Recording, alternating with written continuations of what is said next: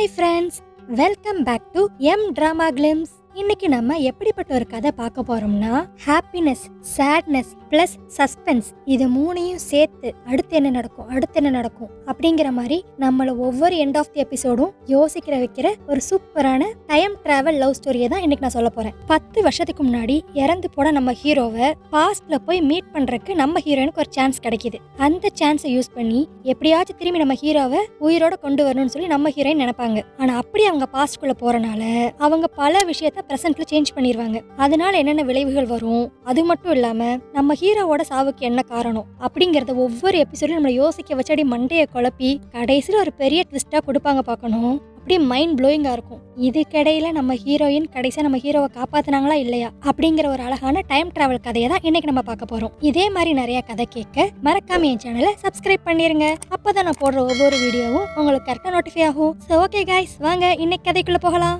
இப்போ ஸ்டார்டிங் எடுத்தனையும் நம்ம ஹீரோயின் ஹாரினை தான் காட்டுவாங்க.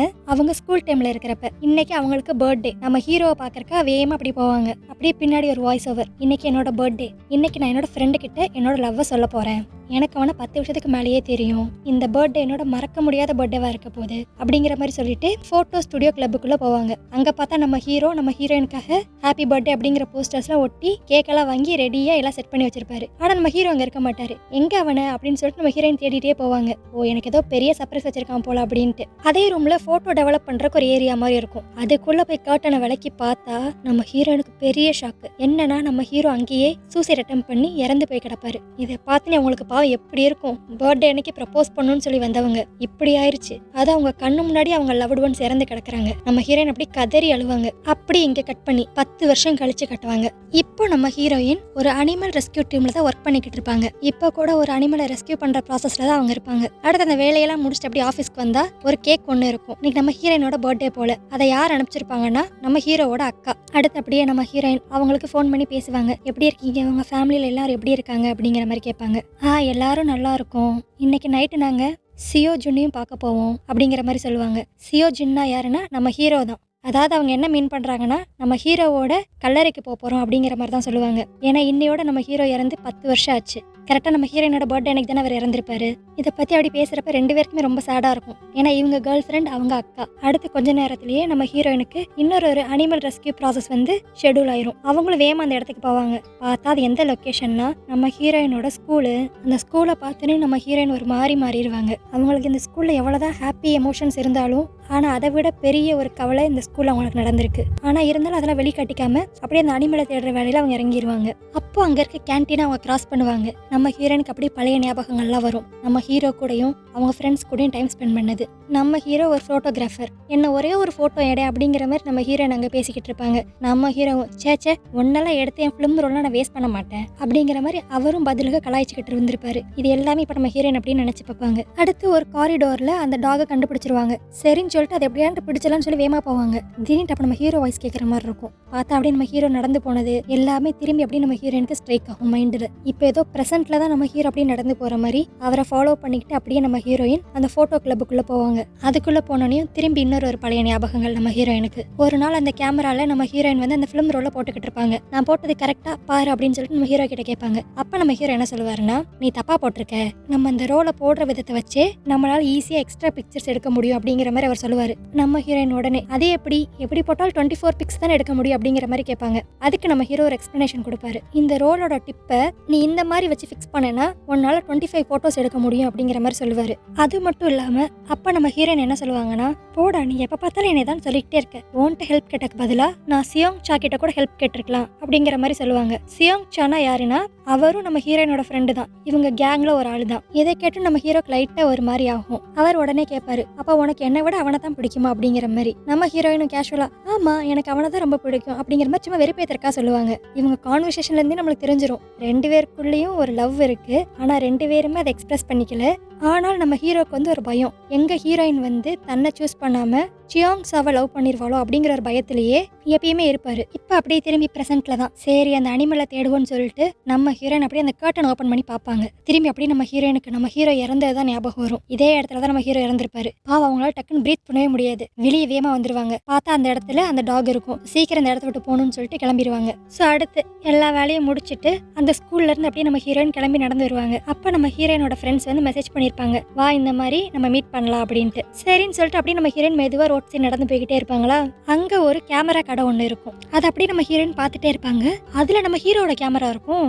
என்னன்னா இங்கதான் கேமராலாம் சர்வீஸ் கொடுப்பாங்க போல. நம்ம ஹீரோ கொடுத்திருப்பாரு. பட் அதுக்கடுத்து அவர் இறந்தனால அவர் கேமரா வாங்கியிருக்கவே மாட்டார் போல. இப்போ இந்த கடையை பார்த்து நம்ம ஹீரோயின் உள்ள போய் நம்ம ஹீரோட பேரை சொல்லி அந்த கேமரா இப்ப வாங்குவாங்க. அந்த கடைக்கு வந்து ஒரு தாத்தா தான் ஓனரா இருப்பாரா. அவர் என்ன சொல்லுவாருன்னா, இந்த கேமரா உடஞ்சு போயிருந்தனால வெறும் 9 போட்டோஸ் தான் என்னால பிரிண்ட் போட முடிஞ்சிச்சு அப்படிங்கிற மாதிரி அந்த போட்டோஸ் நம்ம ஹீரோயின் கிட்ட அவர் கொடுப்பாரு. அடுத்து இந்த கேமரா வாங்கிட்டு நம்ம ஹீரோயின் வந்து அவங்க ஃப்ரெண்ட்ஸை தான் போய் மீட் பண்ண போவாங்க. இன்னைக்கு நம்ம ஹீரோயினுக்கு பர்த்டேல, அதனால கேக் வாங்கி எல்லாரும் செலிப்ரேட் பண்றதுக்கு ரெடியா இருப்பாங்க. அடுத்து அப்படியே கேக்கெல்லாம் கட் பண்ணிட்டு எல்லாரும் சாப்பிட்டுக்கிட்டு நல்லா பேசிக்கிட்டு இருப்பாங்க. அப்ப அவங்க ஃப்ரெண்ட்ஸ் கேட்பாங்க, இன்னைக்கு உனக்கு ஒர்க் எப்படி போச்சு, எத்தனை அனிமல்ஸ் நீ ரெஸ்கியூ பண்ண, எங்க போன அப்படிங்கிற மாதிரி கேட்பாங்களா. நம்ம ஹீரோயின் நம்ம ஹை ஸ்கூலுக்கு தான் போனேன் அப்படிங்கிற மாதிரி சொல்லுவாங்களா. அப்படி எல்லாரும் ஒரு செகண்ட் சேட் ஆயிருவாங்களா. நம்ம ஹீரோயின் இதை நோட் பண்ணிட்டு ஐயோ சாரி மன்னிச்சிருங்க அப்படிங்கிற மாதிரி கேட்பாங்க. அப்ப அவங்க ஃப்ரெண்ட்ஸ் எல்லாரும் சொல்லுவாங்க, ஆக்சுவலி எங்க எல்லாரை விட நீ தான் ரொம்ப கவலையா இருக்கிற ஆளு. இந்த 10 வருஷத்துல உன் பர்த்டே அன்னைக்கு நீ சிரிச்சு நான் ஒரு நாளும் பார்க்கவே இல்லை அப்படிங்கிற மாதிரி அவங்க ஃப்ரெண்ட்ஸ் எல்லாம் சொல்லுவாங்க. அப்ப அங்க கிம்னு ஒரு பையன் இருப்பான். அவன் சொல்லுவான், என்னால இப்ப வரைக்கும் நம்ப முடியல, அவன் ஏன் இப்படி ஒரு முடிவு எடுத்துக்கிட்டான்,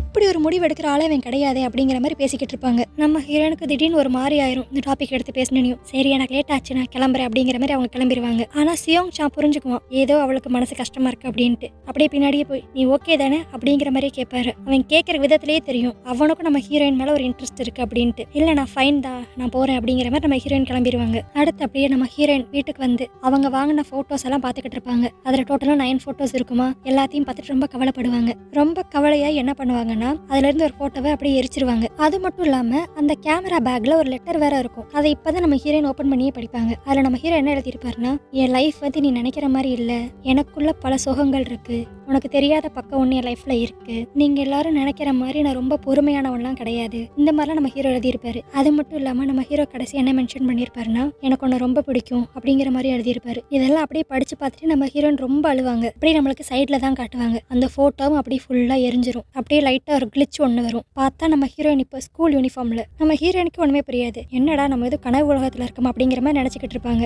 அப்படியே இங்க திரும்பி பார்த்தா நம்ம ஹீரோ இந்த 10 வருஷத்துல கனவுலையான்னு ஒரு தடவை கூட பாத்திர மாட்டோமா அப்படின்னு ஏங்கிக்கிட்டு இருந்த நம்ம ஹீரோயினுக்கு இப்ப 10 வருஷம் கழிச்சு நம்ம ஹீரோ அவங்க கனவுல பார்த்திருப்பாங்க. நம்ம ஹீரோவை பார்த்த சந்தோஷத்துல திரும்பி எப்படியா நம்ம ஹீரோ கிட்ட போய் பேசணும்னு சொல்லிட்டு வேகமா அப்படியே அவர் பின்னாடியே ஓடுவாங்க. அப்போ நம்ம ஹீரோயின் தெரியாம படிக்கட்டுல இடிச்சுக்குவாங்க. ஆனா அதை கூட பெருசா மைண்ட் பண்ணாம இது கனவு தானே எனக்கு ஒன்றும் வலிக்காது அப்படின்னு சொல்லிட்டு திரும்பி நம்ம ஹீரோ தேடி போவாங்க. என்னன்னா நம்ம ஹீரோயினை பொறுத்த வரைக்கும் இது அவங்க கனவுன்னு சொல்லி நினைச்சுக்கிட்டு இருக்காங்க. ஆனா இது அவங்க கனவு கிடையாது, அவங்க டைம் டிராவல் பண்ணி வந்திருக்காங்க. ஆனா பாவம் அது அவங்களுக்கு இன்னும் தெரியவே இல்லை. அடுத்து நம்ம ஹீரோயின் அப்படியே அந்த போட்டோ கிளப்குள்ள தான் போவாங்க. அங்க பார்த்தா நம்ம ஹீரோ இருப்பாரா. 10 வருஷம் கழிச்சு பார்த்திருக்காங்க. அவங்கள பொறுத்த வரைக்கும் இது கனவு தான். ஆனா இருந்தாலுமே கனவுலையுமே இப்பதான் அவங்க 10 வருஷம் கழிச்சு பாக்குறாங்களா. அப்படியே வேகமா போய் நம்ம ஹீரோ ஹக் பண்ணிக்குவாங்க. நம்ம ஹீரோக்கு ஒண்ணுமே புரியாது இவன் எப்படி நடந்துக்கிற அப்படின்ட்டு. ஏன் இத்தனை நாளா என் கனவுல கூட நீ வரல, உன்னை எவ்வளவு நான் மிஸ் பண்ணேன் தெரியுமா அப்படிங்கிற மாதிரி நம்ம ஹீரோயின் சொல்லிக்கிட்டு இருப்பாங்க. அப்போ கரெக்டா அவங்களோட மித்த ஃப்ரெண்ட்ஸ் எல்லாம் வந்துருவாங்களா. டே என்னடா நடக்குது இங்க, நீங்க 2 பேரும் என்ன லவ் பண்றீங்களா என்ன அப்படிங்கிற மாதிரி கேட்டுக்கிட்டு இருப்பாங்க. அப்பதான் நம்ம ஹீரோயினோட ஃப்ரெண்டு அந்த பொண்ணு ஷூச்சின் வந்து நம்ம ஹீரோயினோட காலை பார்க்கும். ஏன் உன் காலில் ரத்தம் வருது அப்படிங்கிற மாதிரி அந்த பொண்ணு சொல்லுமா. நம்ம ஹீரோயின் உடனே சேச்சே கவலைப்படாதீங்க இது என் கனவு தானே, எனக்கெல்லாம் ஒன்றும் வலிக்காது அப்படிங்கிற மாதிரி சொல்லுவாங்க.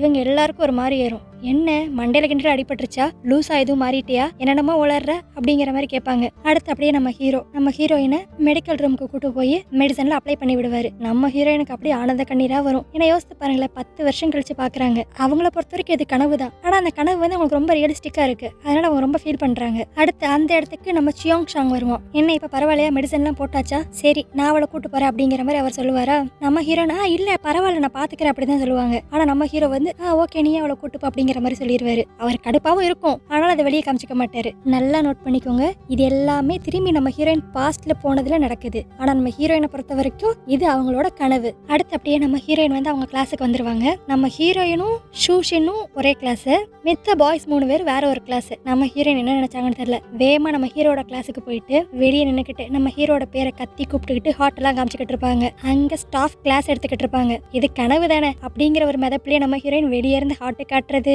ஐ மிஸ் யூ அப்படிங்கிற மாதிரிலாம் சிம்பிள்லாம் காட்டிக்கிட்டு இருப்பாங்க. நம்ம ஹீரோக்கு ஒரே எம்பாரசிங்கா இருக்கும், இவளுக்கு என்னாச்சு, கண்டிப்பா இவக்கு இருக்காயிட்டா அப்படிங்கிற மாதிரி இவங்க 3 பேர் சிரிச்சு பேசிக்கிட்டு இருப்பாங்க. அடுத்து கிளாஸ் எல்லாம் முடிஞ்சிரும், வாங்க எல்லாரும் சாப்பிட போலாம் அப்படிங்கிற அந்த கிம்ங்கிற ஃப்ரெண்டு வந்து கூப்பிடுவானா. நம்ம ஹீரோயின் உடனே சேச்சே நீங்க எல்லாரும் போய் சாப்பிடுங்க, நான் உங்களை எப்போ வேணாலும் பாத்துக்கலாம், ஆனா இவனை இப்ப விட்டு அடுத்து எப்ப பாப்பேனே தெரியாது, நான் இவன் கூட வெளியே போறேன் அப்படிங்கிற மாதிரி சொல்லிட்டு நம்ம ஹீரோவை ஃபாலோ பண்ணிட்டு நம்ம ஹீரோயின் போயிருவாங்க. அந்த கிம் என்னடா இவளுக்கு ஆச்சு, கண்டிப்பா இவள் லூசு தான் அப்படிங்கிற மாதிரி சொல்லிக்கிட்டு இருப்பான். நம்ம ஹீரோ அவரோட சைக்கிள் எடுத்துட்டு வெளியே எங்கேயோ போவாரு. நம்ம ஹீரோயினா அடம் பிடிச்சு நானும் உன் கூடயே வருவேன் அப்படின்ட்டு நம்ம ஹீரோ கூட அப்படியே அவங்களும் வெளியே போவாங்க. இவங்க 2 சேர்ந்து எங்க போவாங்கன்னா ஒரு கேமரா ஷாப்புக்கு தான் போவாங்க. அங்க போய் புதுசா பிலிம் வாங்குறதுக்கும் போட்டோ பிரிண்ட் எடுக்க கொடுக்கறதுக்கும் போவாங்க. இது எந்த போட்டோ ஷாப்னு தெரியுதா, இதே இடத்துல தான் 10 வருஷம் கழிச்சு நம்ம ஹீரோயின் வந்து நம்ம ஹீரோட கேமரா வாங்கியிருப்பாங்க. உள்ள போனோனையும் நம்ம ஹீரோயின் மைண்ட் வாய்ஸ்ல அப்படியே ட்ரீமும் ரியாலிட்டியும் ஒரே மாதிரி அப்படிதான் யோசிச்சுக்கிட்டு இருப்பாங்க. அந்த ஓனர் தாத்தா வந்து என்ன ஒரே மாதிரி இருக்கா அப்படிங்கிற மாதிரி கேட்பாரு. இதுல இருந்து நம்ம லைட்டா கெஸ் பண்ணிடலாம், இந்த தாத்தா வந்து சாதாரணமான ஆள் கிடையாது,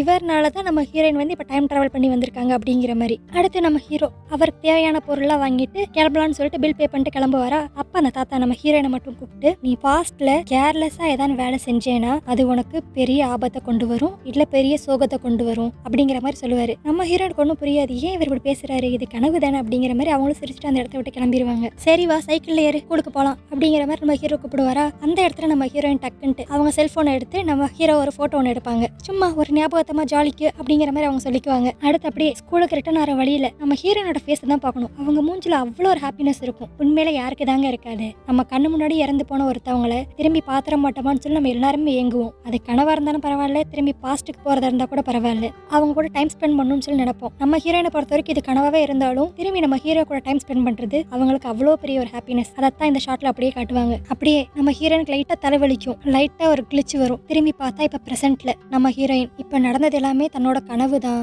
அட்லீஸ்ட் ஹீரோவை என்னோட கனவுலையான்னு பார்த்தேனே அப்படிங்கிற ஒரு மன திருப்தி இப்ப நம்ம ஹீரோயினுக்கு கிடைச்சிருக்கும். அப்படியே அடுத்த நாள் காலையில நம்ம ஹீரோயின் அவங்க ஆஃபீஸ்க்கு தான் கிளம்பலான்னு சொல்லி ரெடி ஆகிட்டு இருப்பாங்க. அப்ப அவங்க காலில் ஒரு தழும்பு இருக்கும். இந்த தழும்பு இதுக்கு முன்னாடி என் காலில் இல்லவே இல்லையே அப்படிங்கிற மாதிரி அவங்க யோசிப்பாங்க. ஆனா நம்மளுக்கு தான் தெரியும் அந்த தழும்பு எப்படி வந்திருக்கும்ட்டு. நம்ம ஹீரோயின் ஸ்டெப்ஸ்ல விழுந்திருப்பாங்கல்ல, அதனால வந்த காயம் தான் இது. அடுத்து அப்படியே நம்ம ஹீரோயின் வந்து ஆஃபீஸ்க்கு கிளம்பி அங்க போயிருவாங்க.